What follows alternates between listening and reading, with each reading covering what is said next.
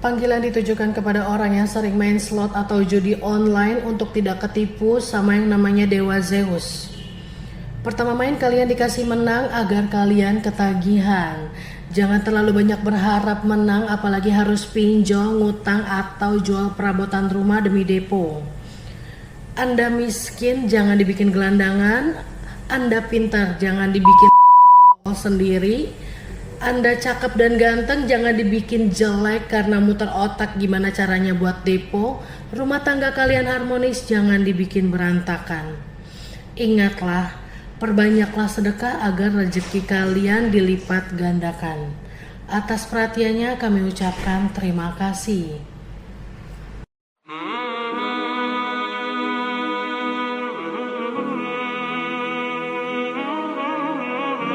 Pada pembahasan pertama, mari kita kenali bersama-sama apa itu maisir. Maisir secara bahasa berarti kekayaan, kemudahan, atau sesuatu yang didapat dengan mudah. Secara istilah, menurut Syekh Muhammad Rashid Ridho, maisir adalah permainan yang tujuannya mencari keuntungan tanpa usaha keras atau berpikir. Intinya, maisir menggambarkan cara mendapatkan harta dengan mudah tanpa usaha nyata, seperti judi yang dianggap tidak etis. Selanjutnya, pada bagian pembahasan kedua akan diuraikan mengenai penerapan hukum maisir. Kenapa maisir diharamkan dalam Islam? Istilah maisir sendiri sering disebut dalam Al-Quran karena larangan berjudi diturunkan secara bertahap.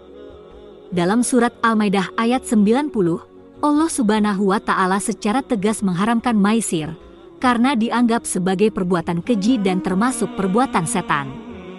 Sebagaimana firman-Nya yang berbunyi, Ya ayyuhalladzina amanu innamal khamru wal maisiru wal ansabu wal azlamu rijsum min amalis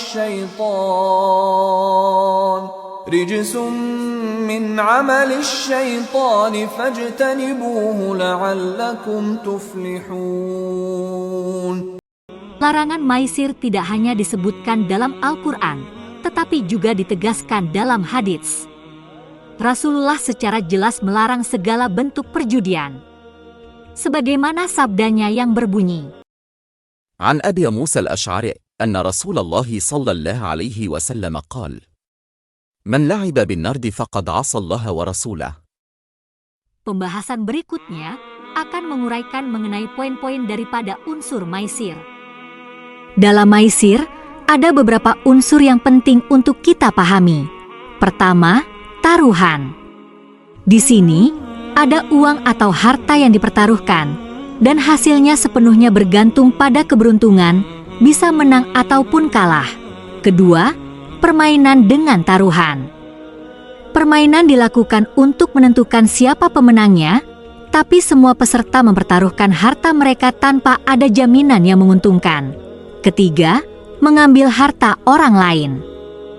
Pemenang mengambil harta dari yang kalah tanpa memberikan manfaat apapun. Terakhir, tujuannya mencari uang. Jadi, inti dari maisir adalah untuk mendapatkan uang dari taruhan, berbeda dengan permainan biasa yang tidak melibatkan uang. Unsur-unsur ini jelas menunjukkan alasan mengapa judi dianggap merugikan dan dilarang dalam banyak tradisi dan ajaran agama. Di era sekarang, maisir atau perjudian hadir dalam berbagai bentuk dan sarana. Mulai dari taruhan menggunakan hewan, kartu, mesin ketangkasan, hingga video, internet, dan permainan olahraga. Menurut PP nomor 9 tahun 1981 yang merupakan penjelasan dari UU nomor 7 tahun 1974, ada banyak jenis perjudian yang diatur dalam undang-undang. Berikut adalah beberapa bentuk dan jenis perjudian yang dimaksud dalam pasal ini. Selain perjudian dalam bentuk sarana dan permainan, unsur maisir juga ditemukan dalam transaksi keuangan kontemporer. Contohnya, seperti perdagangan indeks saham, di mana yang diperdagangkan hanya indeks, bukan saham nyata. Ada juga spekulasi valuta asing atau falas, yang fokus pada nilai tukar tanpa transaksi real. Begitu pula dengan bursa emas, di mana transaksi hanya berupa spekulasi harga emas tanpa adanya fisik emas yang diterima. Dalam Quran Surat Al-Baqarah ayat 219, Allah menjelaskan bahwa maisir atau perjudian memiliki manfaat, tetapi dosa dan dampaknya jauh lebih besar dari manfaatnya. Manfaat yang sering disebut, misalnya pendapatan pajak dari perjudian atau sebagai hiburan untuk mengurangi stres.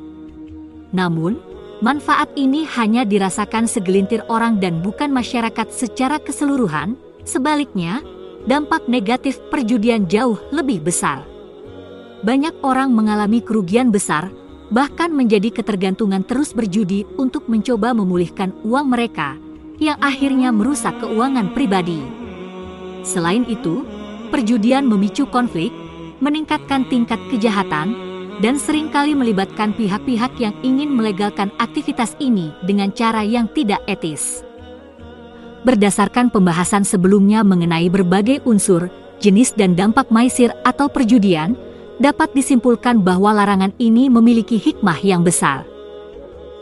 Larangan ini melindungi manusia dari berbagai kerugian, seperti kerusakan moral, konflik sosial, kecanduan, hingga masalah keuangan. Islam mendorong umatnya untuk fokus pada cara-cara mencari rezeki yang halal dan bermanfaat. Ini adalah bentuk kasih sayang Allah agar manusia bisa hidup lebih sejahtera dan terhindar dari kerusakan.